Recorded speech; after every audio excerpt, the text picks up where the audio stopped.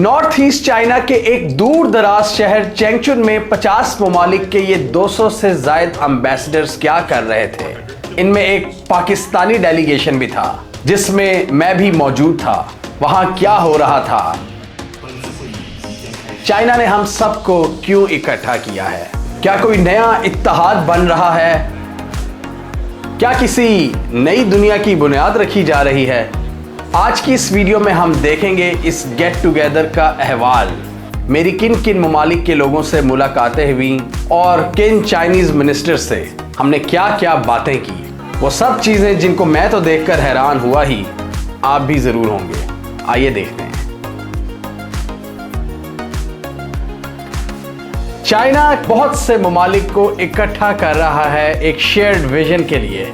दोस्ती और कनेक्टिविटी को मजबूत करने की कोशिशें की जा रही थी और एक ऐसी दुनिया जो कि हेजीमोनिक पावर के प्रेशर के बगैर मिलकर आगे बढ़ सके, एक शेयर्ड कनेक्टिविटी के विजन के साथ। I'm from South Africa.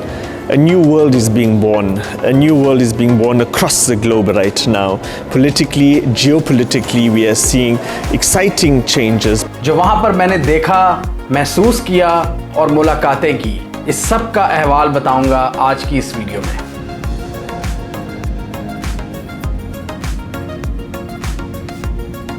चेंगचुन north east China का एक सिटी है जो कि बड़े बड़े शहरों से बहुत दूर है और अगर कोई टूरिस्ट चाइना का विजिट करता है तो वो यहाँ जाने का सोच भी नहीं सकता। लेकिन चाइना ने क्यों हमें यहाँ का विजिट करवाया और यहाँ पर इतनी बड़ी कॉन्फ्रेंस मुनक्किद करवाई। ये चाइना की one of the first industrial cities में से है और ये वो शहर था जहाँ पर मॉडर्न चाइना की पहली हैवी इंडस्ट्री लगी थी। फॉग ग्रुप जो कि बड़ी ज़बरदस्त गाड़ियाँ बनाता है, उनका हेड ऑफिस भी यहीं है और फॉग का मैन्युफैक्चरिंग यूनिट भी इन्होंने हमें विजिट करवाया।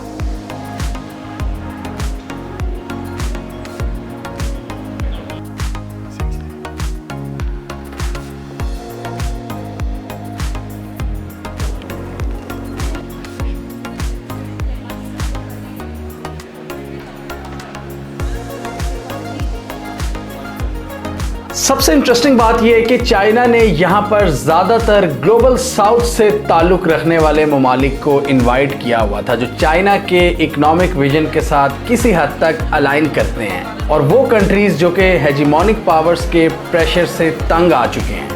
इन सब के चेहरों से आया था कि वो एक नई दुनिया की तलाश में है जहां पर कोई हेजीमोनिक पावर उनको फजूल में प्रेशराइज ना कर रही हो उनकी फॉरेन पॉलिसी के डिसीजंस के हवाले से। और इससे पता लगता है कि जिन जिन ममालिक के नुमाइंदगान यहाँ पर मौजूद थे वो चाइना पर कितना ज़्यादा एतमाद करते हैं। मैं आपको बताऊंगा कि मेरी किन किन ममालिक के लोगों से मुलाकात हुई। सबसे पहले इस दिन की सबसे इम्पॉर्टेंट मुलाकात के बारे में आपको बताऊंगा। चाइना की IDCPC की वाइस मिनिस्टर सुन हयान से हमारी मुलाकात रखी गई थी और पूरे 7 बजे पहुंचना था ब्रेकफास्ट के लिए। एक बहुत ही लेविश किस्म के ब्रेकफास्ट से हमारा इस्तकबाल किया गया और वहां पर हमने मिनिस्टर के साथ पाकिस्तान और चाइना के ताल्लुकात के हवाले से खुलकर डिस्कशन की।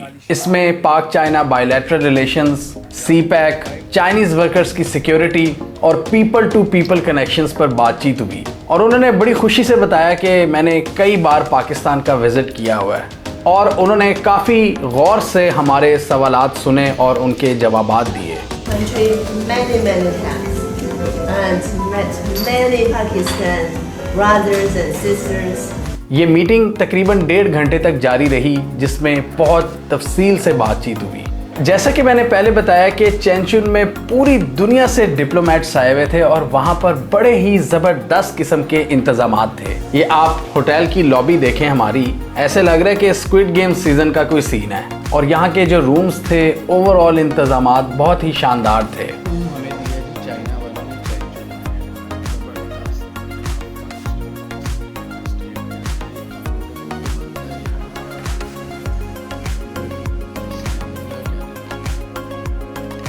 बेसिकली डिप्लोमेटिक लेवल का सारा अरेंजमेंट था और पाकिस्तान का डेलीगेशन शायद वो वाहिद डेलीगेशन था जिसमें कोई डिप्लोमेट नहीं था। हमारे डेलीगेशन में ज़्यादातर लोग डिजिटल मीडिया प्रोफेशनल्स थे या सोशल मीडिया इन्फ्लुएंसर्स, जबकि जो बाकी कंट्रीज़ के लोगों को मैं देख रहा था वो प्रॉपर गवर्नमेंट की नुमाइंदगी कर रहे थे।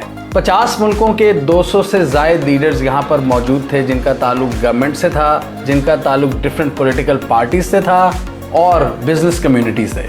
यहाँ पर मेरे लिए जो सबसे ज़बरदस्त चीज़ थी वो ये थी कि मैंने बहुत से एम्बेसडर्स और डिप्लोमेट्स के साथ खुलकर बातचीत की। यहाँ रशिया का डेलीगेशन आया हुआ था, साउथ अफ्रीका से लोग थे, नेपाल से लोग थे, अल्जीरिया से लोग थे, कतर से लोग थे, कंबोडिया से लोग थे, यानी ज़्यादातर ममालिक का ताल्लुक ग्लोबल साउथ से था, जिसमें एशिया, मिडल ईस्ट और अफ्रीका के ममालिक शामिल थे।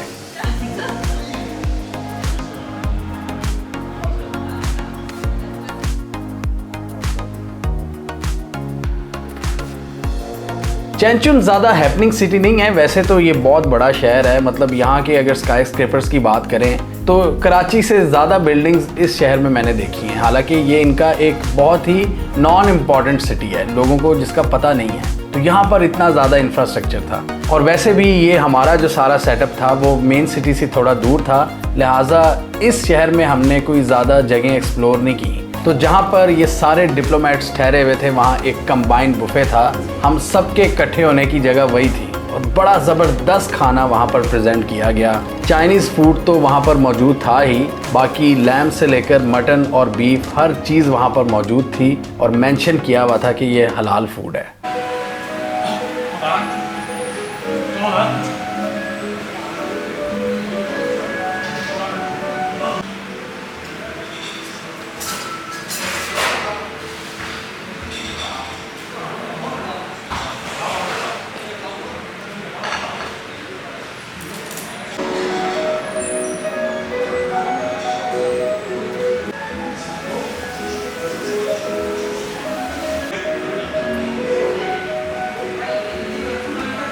बहुत मज़ा आया यहाँ पर लाइक माइंडेड लोगों से डिस्कशन करने का। हमने जियो पॉलिटिक्स पर बातचीत की, इकोनॉमी पर बातचीत की, और इन इवेंट्स की मज़े की बात ये होती है कि आप किसी से भी जाकर बातचीत कर सकते हो। और मैंने ज़्यादातर जब भी दूसरे डिप्लोमेट्स को बताया कि हम पाकिस्तान से हैं तो बड़ी गर्म जोशी से मिलते थे वो हमसे। जैसे अल्जीरिया के एम्बेसडर से मिले तो उन्होंने कहा कि Pakistan and Algeria are brothers. इसके अलावा कुवैत के डिप्लोमेट से हमारी मुलाकात हुई, बड़ी ज़बरदस्त गपशप लगी उनसे।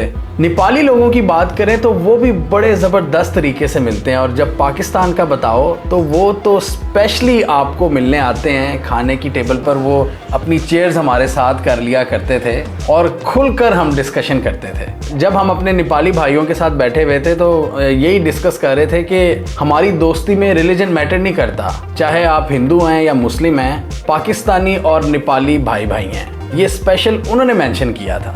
मेरी सबसे इंटरेस्टिंग जो इंटरेक्शन हुई वो साउथ अफ्रीका से ताल्लुक़ रखने वाले एक इंसान से हुई जिनका नाम था मोहम्मद, और वो वहाँ पर साउथ अफ्रीका की गवर्नमेंट की नुमाइंदगी कर रहे थे। उनके साथ सारी रात हमने गप्पे लगाई, पाकिस्तान और इंडिया की पॉलिटिक्स पर बातचीत की, पाकिस्तान के इंटरनल हालात पर बातचीत की, इमरान खान पर बातचीत की। I come from South Africa, and together with the other African delegates, we were very excited to meet counterparts from Pakistan, to meet counterparts from Kazakhstan, to meet counterparts from across the global south here in this city, in China. We're very excited to share ideas. We've also been brought out to some of the newer developments that China has embarked on in the last few years, and we're all thoroughly impressed by the kind of advancements that this country has made and the kind of future that we can forge together with them. Mohammad की बात करें तो इनका background India से था, इसलिए इनकी शक्ल काफ़ी हमारे जैसे थी, लेकिन ऑब्वियसली हिंदी या उर्दू उनको समझ नहीं लगती थी तो इंग्लिश में बातचीत हो रही थी। इंग्लिश उनकी बड़ी ज़बरदस्त है। ऑब्वियसली साउथ अफ्रीका की कौमी ज़ुबान है, कई कौमी ज़ुबानें हैं वहाँ पे, इंग्लिश भी बोली जाती है, ऑफिशियल लैंग्वेज है।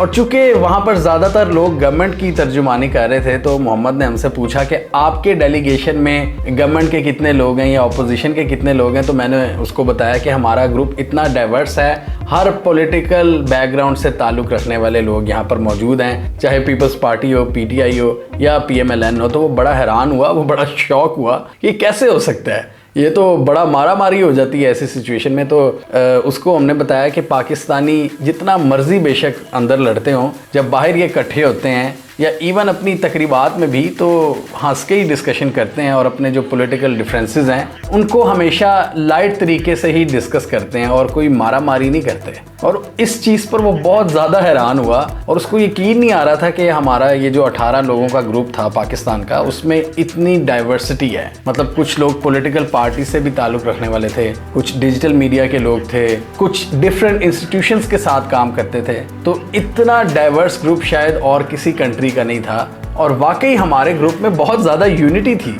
हालांकि तकरीबन सबके different political point of views थे। इसके बाद एक और शानदार कॉन्फ्रेंस हुई जिसमें ये सारे डिप्लोमेट्स इनवाइटेड थे। अब ये जो कॉन्फ्रेंस थी इसमें चाइना के 3-4 मिनिस्टर्स ने भी खिताब किया और जितने डेलीगेशंस आए हुए थे दूसरे ममालिक से, चाइना ने उनको अपनी तरक्की के बारे में बताया और चैनचुन में लाने का सारा इंतज़ाम, सारा अकोमोडेशन का इंतज़ाम चाइना की हुकूमत खुद उठा रही थी। मुझे चैनचुन जाते हुए एक रशियन मिला था और हम लिटरली इशारों से बातचीत कर रहे थे, मैप से बातचीत कर रहे थे कि आप कहाँ से ताल्लुक़ है, आपका मेरा कहाँ से है। हमें एक दूसरे की बात नहीं समझ आ रही थी कि जा किधर रहे हैं, किस पर्पस के लिए आए हैं। लेकिन चैनचुन जाके पता चला कि वो भी उसी कॉन्फ्रेंस को अटेंड करने आया हुआ था। सुबह उठते हैं ये जो जहाज कैमरे के पीछे है इस वक्त, मैं और ये हम दोनों एक दूसरे को बहुत पुराना जानते हैं माशाल्लाह, मगर हम एक चीज़ देख रहे हैं, सुबह 6 बजे से काम पे 6 बजे नाश्ता करते उठते हैं, शाम को 6 बजे डिनर करते हैं, थोड़ी देर के बाद सो जाते हैं, फिर सुबह उठते हैं, काम करते हैं, फिर वीकेंड पे ज़ाहिर है मस्तियाँ करते होंगे, मगर ज़बरदस्त कौम है ये।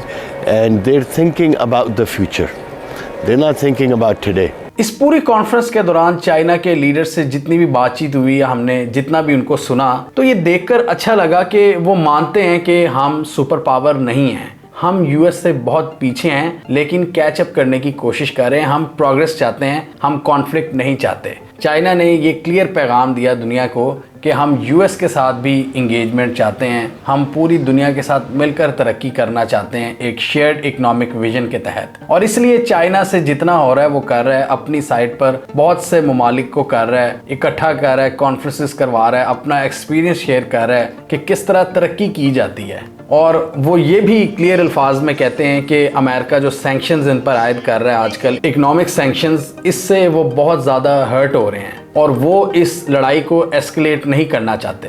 ये क्लियर है कि चाइना आगे बढ़ने के लिए बहुत मेहनत कर रहा है और जैसे मैंने आपको इस वीडियो में बताया था कि चाइना की गवर्नमेंट की तरफ से एक ऐसा सिस्टम नज़र आता है कि हर बंदा उसमें काम कर रहा है, हर बंदा मेहनत कर रहा है, ज़बरदस्त किस्म का वर्क एथिक है और हर बंदा अपने काम के साथ कमिटेड है। काम चोरी नहीं वहाँ पर देखी और पूरी जिसे कहते हैं ना सही मानों में नेशन बिल्डिंग नज़र आती है वहाँ पर कि नेशन तैयार है आगे बढ़ने के लिए। वो कहते हैं कि हम डेवलपिंग कंट्री है, हमने डेवलप्ड होना है और उसके लिए वो दिन रात मेहनत कर रहे हैं। और चाइना की जो हॉस्पिटैलिटी है वो डेफिनेटली स्पेशली चैनचुन में वो हमें याद रहेगी, जिस तरह ज़बरदस्त खाना खिलाया उन्होंने और जो हमें अकोमोडेशन दी और जो मौका प्रोवाइड किया कि पूरी दुनिया के डिप्लोमेट्स के साथ इंगेज कर सकें।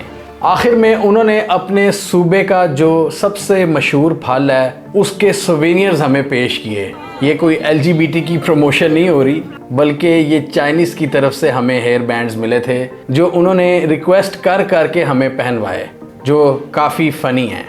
ये क्लियर है कि दुनिया एक मल्टीपोलर वर्ल्ड की जानिब बढ़ रही है जहां पर ताकत का एक सरचश्मा नहीं होगा। अब पावर के कई कॉरिडोर्स होंगे जिसमें अमेरिका के साथ साथ चाइना, रूस, इंडिया और अरब जैसे रीजन्स शामिल होंगे। इस हवाले से ब्रिक्स कंट्रीज भी मिलकर काम कर रही हैं कि दुनिया को एक मल्टीपोलर वर्ल्ड बनाया जाए जहां पर अमेरिकन हेजीमनी और अमेरिकन सैंक्शंस के मुकाबले में भी आपके पास मुतबादिल हों। और ये नई दुनिया किस तरह चाइना के परचम तले इकट्ठी हो रही है ये मैंने अपनी आंखों से देखा है। ये डेफिनेटली बहुत इंटरेस्टिंग टाइम्स हैं। A new world is being formed, and I come from South Africa, a country that's playing the leading role at least on the international legal and international law front. We're seeing the old powers, the old Western powers, and their kind of dominance over language, their kind of dominance over what is right and what is wrong being stripped away. We're seeing a new world being formed, and where countries from the global south, whether it's South Africa, whether it's Venezuela, whether it is Colombia, whether it's Pakistan or other countries that are now forming and forging the new agenda. Today, those of us that are from South Africa, from the African continent, are joining our friends and our colleagues from various other continents in coming to China, coming to this city to explore different ways in which we can advance our various stories through media, through digital media, and through new ways of communication. We are excited about the new landscape being formed for those of us that belong to the global south, and we really must thank our Chinese counterparts who are making these opportunities available. We are excited to forge this new path with our friends that we are meeting at this conference. हमें comment section में बताइए, आपके ख्याल में China इस तरह के इक़दामात से एक नई दुनिया बनाने में कामयाब हो जाएगा, या आपके ख्याल में चाइना एग्जिस्टिंग स्ट्रक्चर में रहते हुए उसमें बेहतरी लाने की कोशिश करेगा? कमेंट कीजिए। इसके अलावा हमारा यूट्यूब चैनल सब्सक्राइब कर लो, साथ ही वो बेल आइकॉन भी दबा लें ताकि वो स्टोरीज दुनिया भर से, पाकिस्तान से, जिनकी मेन स्ट्रीम मीडिया पर प्रॉपर कवरेज नहीं होती, हमारे प्लेटफॉर्म के थ्रू आप तक टाइम पर पहुंच जाएं।